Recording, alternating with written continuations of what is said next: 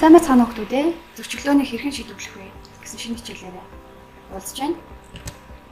За хичээлээ эхлэхээс өмнө бүгдээрээ нэгэн тохиолдолд тулгуурлан асуулт хариулах болно.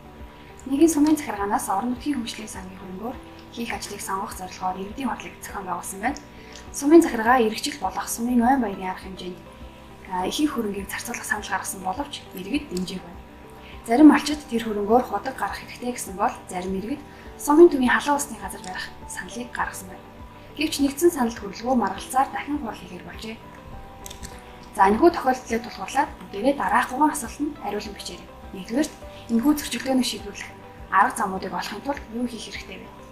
Хоёрдугаар зөрчилдөөний учир шалтгааныг ойлгохын тулд юу хийх вэ?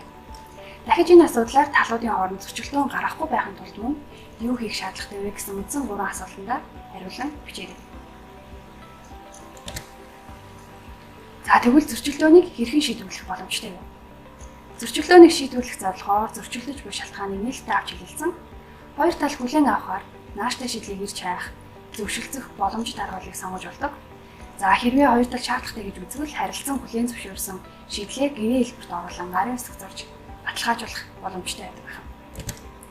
Мөн зөрчилдөөнийг шийдвэрлэх хандлагуудын тухай Томас Киллений загварыг энэхүү слайдн дээр гаргасан байна. Тэгэхээр бид нар өөрсдийн хоорондын зөрчилдөөнийг шийдвэрлэхдээ хамгийн нэгдүгээр зайлсхийх аргыг ашиглаж болно. Энэ нь зөрчилдөөнөөс гадуур үлдэх, төвийг сагсан байр суурийг баримтлах, мөн сөргөлдөх буюу бусдын санал бодлыг үл авчрах, өөрийн зорилгыг хүртэл болгох.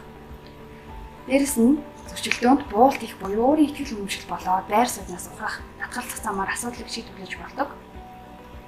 За хамгийн үр дүнтэй арга буюу хамтран ажиллах, аль аль талдаа таатай үр дүнд хүрэхийг эрмэлзэн хамтран зөвшөлдөх. За дээрэс нь хэлэлцэн тохиролцож харилцан таатай үр дүнд хүрэхийн тулд харилцан буулт их мэт аргуудыг ашиглаж болох нэ. За зөрчилдөөнийг шийдвэрлэхдээ зөрчилдөөн үүсгэс үржилэн сэргийлсэн орчныг бүрдүүлэх. За талууд ойлголцож шийдэл төрөх, мөн талууд хэлэлцэн тохирсон тохиолдолд эвлэрүүлэн зочлагчийг ашиглах, мөн шүүхээр шийдвэрлэх хэрэгтэй байна. За ингээд анхаарал хандуулсанд баярлалаа.